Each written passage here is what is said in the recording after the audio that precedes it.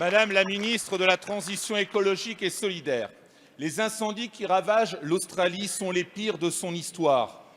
8,4 millions d'hectares de brousse sont déjà partis en fumée et 24 victimes sont à déplorer.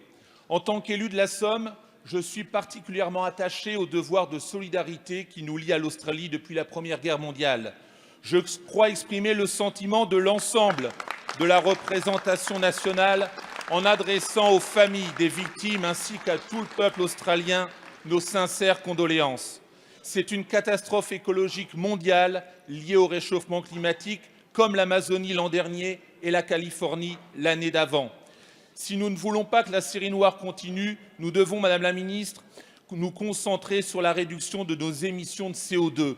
Sur ce chantier urgent, que fait la France ?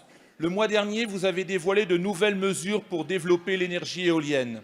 Pourtant, l'électricité française est déjà décarbonée grâce au nucléaire.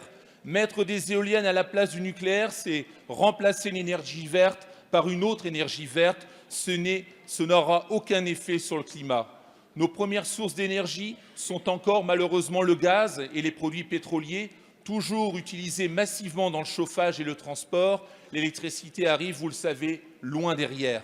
Comment expliquer dès lors que ce soit elle qui attire les dizaines de milliards d'euros d'argent public, tandis que la rénovation énergétique des bâtiments, infiniment plus stratégique pour réduire nos émissions, n'a le droit qu'à 400 millions d'euros. Madame la ministre, vous réduisez le pouvoir d'achat des Français pour acheter au consortium des turbines qui insupportent de plus en plus ces Français, qui ne sont pas recyclables, qui produisent une électricité plus chère et surtout qui n'ont aucun effet sur le climat. Madame la ministre, la situation de l'Australie nous interpelle. L'urgence, c'est de réduire le CO2, pas le nucléaire. Allons-nous enfin rediriger ces milliards vers les secteurs vraiment émetteurs de CO2 ? Merci, monsieur le député. La parole est à madame Elisabeth Borne, ministre de la Transition écologique et solidaire. Monsieur le Président, Mesdames et Messieurs les députés, Monsieur le député Emmanuel Mackay. Alors vous avez raison, les incendies en cours en Australie constituent une crise d'une ampleur sans précédent qui devrait malheureusement durer encore plusieurs semaines. Et c'est une catastrophe à la fois pour les populations avec des pertes humaines et également pour notre biodiversité. Et ces incendies sont la preuve que le dérèglement climatique est une menace pour notre planète et pour l'humanité. Alors, face à des catastrophes de cette ampleur, nous devons tous être solidaires. Et c'est bien le sens de l'aide que le président de la République a proposée au Premier ministre australien, aide qu'il a acceptée. Mais effectivement, nous devons aussi agir, évidemment, pour réduire nos émissions de gaz à effet de serre.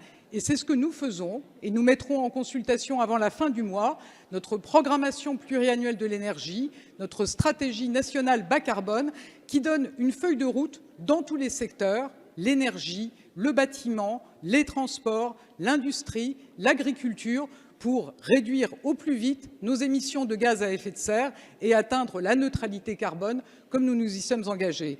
Et ce sont effectivement des dizaines de milliards d'euros qui sont consacrés au développement des énergies renouvelables, d'énergies décarbonées, mais c'est également 3,5 milliards d'euros par an que nous consacrons à la rénovation énergétique. Donc vous voyez, nous sommes sur le pont, au niveau national, au travers de cette programmation pluriannuelle de l'énergie, comme nous le sommes pour défendre la neutralité carbone également à l'échelle européenne, comme nous le serons tout au long de l'année 2020, avec des rendez-vous majeurs, que ce soit la COP26 l'an prochain, effectivement, cette année, ou la COP15 en Chine sur la biodiversité. Je vous remercie. Merci, madame la ministre.